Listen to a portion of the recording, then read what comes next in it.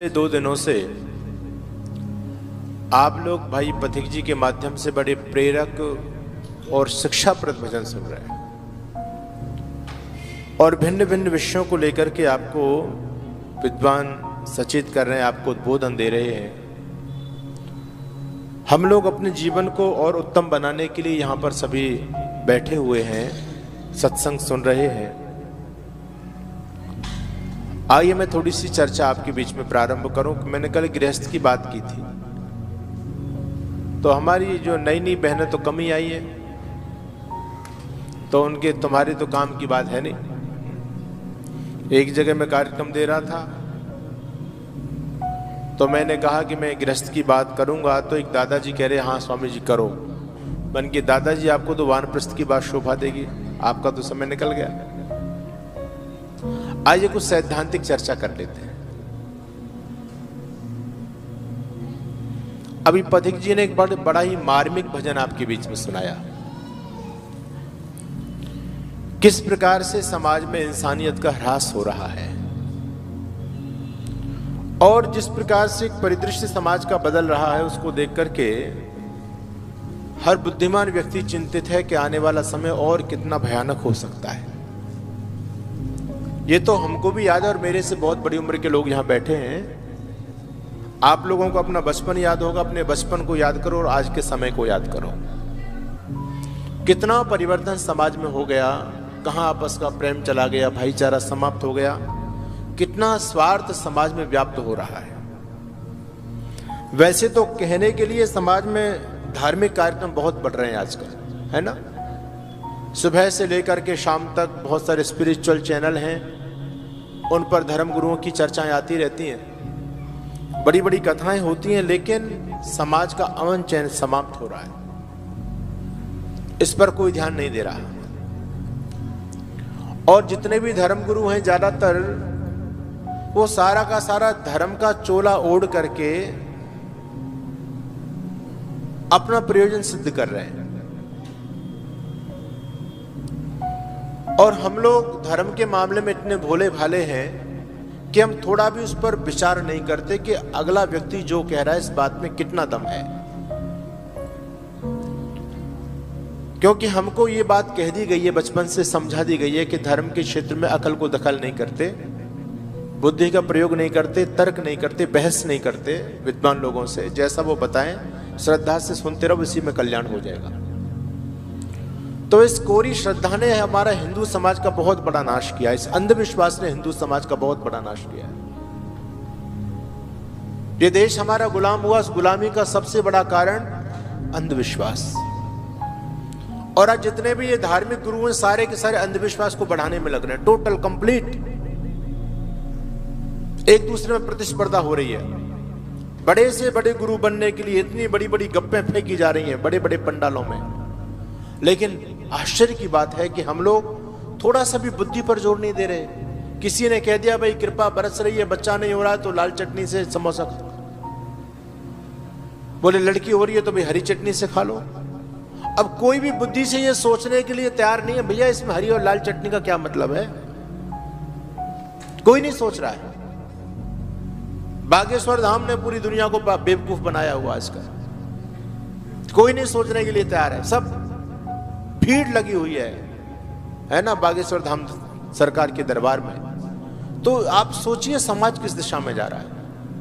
एक तरफ आर्य समाज है जो आपको उन व्यापारी लोगों से बचाने का काम कर रहा है, नहीं भाई इधर मत जाओ, ये तो लोग आपको लूटने के लिए बैठे हुए हैं। लेकिन आर्य समाज की बात को लोगों को सुहाती नहीं, आर्य समाज की बात अच्छी नहीं लगती, बोले ये तो खंडन वंडन ही करते रहते हैं। एक आप लोगों का सच्चा सुधारक, सबको जगाने वाला कोई संगठन है तो आर्य समाज है, जो इन सब लोगों को नकाब पोष करता है, इनके नकाबों को उतारता है। तो वेद ने हमसे कहा कि तुम मनुष्य बनो। और मनुष्य की परिभाषा क्या है पता है आपको? मनुष्य किसे कहते हैं? क्यों जी, मनुष्य किसे कहते हैं? जिसकी 2 आंखें होती है उसको मनुष्य कहते हैं क्या है? जिसके 2 कान हो, 2 आंख तो सबकी होती हैं, 2 कान सबके होते हैं। फिर हमारी विशेषता क्या रह गई? हर समस्या का समाधान मनुष्य बनने में है। इसलिए वेद कहता है मनुर्भव जन्या दिव्यम जनम, मनुष्य बनो। ऋषि दयानंद कहते हैं मनुष्य उसी को कहना जो मननशील होकर स्वात्मत अन्यों के सुख दुख हानि लाभ को समझे। मनुष्य की परिभाषा क्या है? जो स्वात्मवत होकर के अन्यों के दुख सुख हानि लाभ को समझे, मनुष्य उसी को कहना। स्वात्मवत का मतलब है अपनी आत्मा के समान। हम जैसा व्यवहार अपने लिए चाहते हैं वैसा दूसरे के साथ भी करें। स्वात्मवत, जिस प्रकार से हमको कोई ठगे तो हमको कष्ट होता है, नहीं होता है। हमको कोई ठगता है तो हमको कष्ट होता है, तो हमको भी किसी को नहीं ठगना चाहिए। हमसे कोई झूठ बोलता है तो हमको कष्ट होता है, इसलिए हमको भी झूठ नहीं बोलना है। ये सारा का सारा व्यवहार अपने जीवन में लागू होता है। ऋषि दयानंद इस बात को कहते हैं मनुष्य उसी को कहना जो मननशील होकर स्वात्मवत अन्यों के सुख दुख हानि लाभ को समझे। अन्यायकारी बलवान से भी न डरे और धर्मात्मा निर्बल से भी डरता रहे। कितनी बड़ी बात ऋषि कह रहे हैं। धर्मात्मा व्यक्ति से डरना चाहिए। अन्याय व्यक्ति कितना ही बलशाली क्यों ना हो, लेकिन कभी भी उसके सामने गर्दन नहीं झुकानी चाहिए, आपका शास्त्र ये कहता है। लेकिन आज मामला उल्टा हो गया। जो बेईमान होगा, अन्याय अत्याचारी होगा, उससे लोग डरते हैं। धर्मात्मा को कोई पूछता नहीं, उल्टा ही मामला चल गया पूरे समाज का। हम ऋषि परंपराओं के बिल्कुल विपरीत जा रहे हैं। इसलिए वेद ने हमको प्रमाण देकर के, उदाहरण देकर के समझाया कि तुम मनुष्यता से नीचे क्यों जा रहे हो। तो वेद का एक बड़ा प्यारा सा मंत्र है जो आज के समसामयिक विषय में बहुत अच्छी तरह से खरा उतरता है। सुनिए बात को ध्यान से। वेद माँ है, स्तुता मया वरदा वेद माता, है ना। वेद को माता कहा गया। और जिस प्रकार से माँ अपने बेटे को धर्म की शिक्षा देती है, और जब बच्चा छोटा होता है तो उसको बहुत सरल तरीके से समझाती है। आप लोग जब छोटे थे तो वर्णमाला का आपने ज्ञान कैसे किया, है ना। अनार देख करके आपको आ का बोध हुआ करता था, है ना। आम देख करके आपको आ का बोध हुआ करता था। तो छोटे बच्चे को बड़ी सरलता से समझाने का प्रयास करते हैं जो समझ सके। उसी प्रकार से वेद माता भी हमको समझा रही है और कहती है देखो भगवान ने तुमको इंसान का सर्वोत्कृष्ट जन्म दिया है, लेकिन इसको संभाल करके रखना। ये बड़ा दुर्लभ है, मनुष्य का देह बड़ा दुर्लभ है, एक बार मिलता है। और यदि आपने संभाल लिया इसको तो बार बार मिलता रहेगा, और मिलेगा ही नहीं, आगे मुक्ति के द्वार खुल जाएंगे। और यदि इसको बिगाड़ लिया तो फिर 84 लाख के चक्कर में भटकते फिरोगे। इसलिए वेद हमको उपदेश दे रहा है, और वेद कह रहा है कि सुनो, उदाहरण देकर के समझा रहा है कि तू सतर्क रहना, ये दुर्गुण तेरे जीवन में ना आ जाए। अगर ये दुर्गुण तेरे जीवन के अंदर आ गए तो जीवन समाप्त है, खत्म। तो कौन सा दुर्गुण? तो पहला दुर्गुण वेद ने बताया उलूक या तुम अपने जीवन में आत्मनिरीक्षण करो, चिंतन करो कि कहीं उल्लू की वृत्ति तुम्हारे जीवन के अंदर तो नहीं आ रही। उल्लू से सचेत रहने का उपदेश वेद कर रहा है। आप लोगों ने सोचा कि उल्लू के अंदर ऐसी कौन सी बुराई होती है जिससे हमको बचना है? आजकल आप लोग सुनते होंगे, बहुत सारे लोग कहते हैं कि मैंने उसको उल्लू बना दिया। कहते नहीं कहते? तो उल्लू कैसे बनाते हैं वो? क्यों जी? यही तो उल्लू की वृत्ति है। आजकल के लोग बहुत ज्यादा उल्लू बनाते हैं एक दूसरे को। तो वेद ने कहा कि ये उल्लू बनाने की वृत्ति तेरे जीवन में ना आ जाए, ये सावधान रहना। और उल्लू बनाने का मतलब ये है किसी की अज्ञानता का लाभ उठा करके अपना काम निकाल लेना, यह उल्लू बनाना।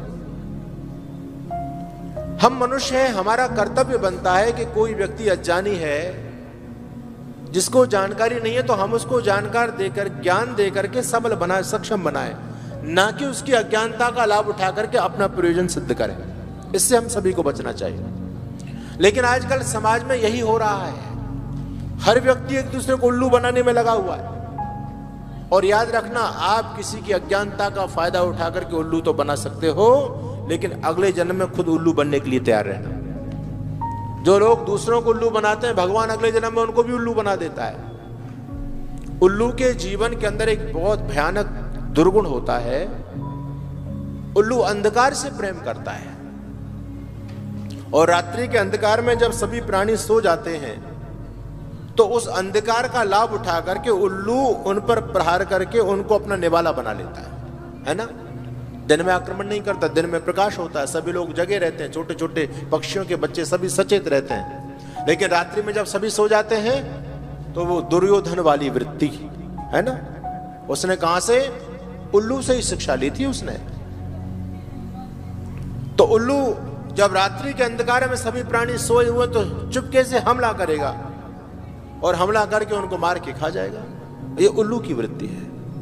तो वेद यहां पर समझाना चाहता है कि तुम्हारे जीवन में ये वृत्ति ना आ जाए कि कोई व्यक्ति अज्ञानी है जिसको जानकारी नहीं है और तुम उसकी जानकारी का फायदा, अज्ञानता का फायदा उठा करके अपना प्रयोजन सिद्ध कर दो।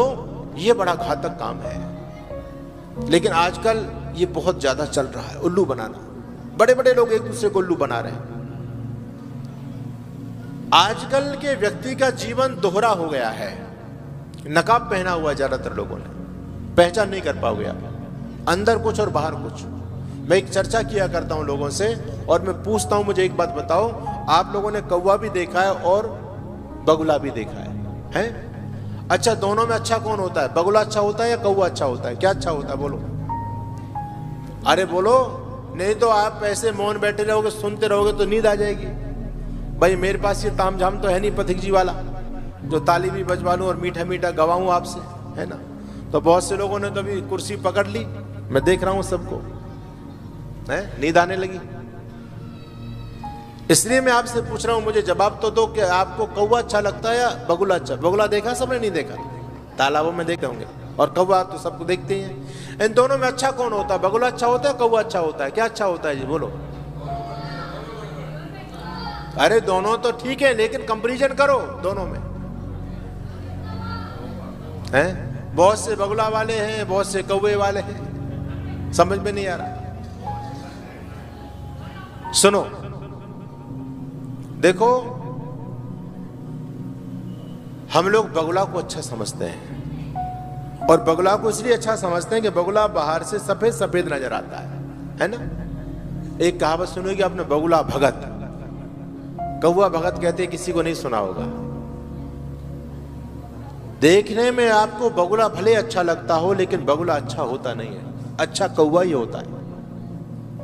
क्योंकि कौवा जैसा है वो अंदर बाहर से एक जैसा है, उससे कोई व्यक्ति धोखा नहीं खा सकता, है ना।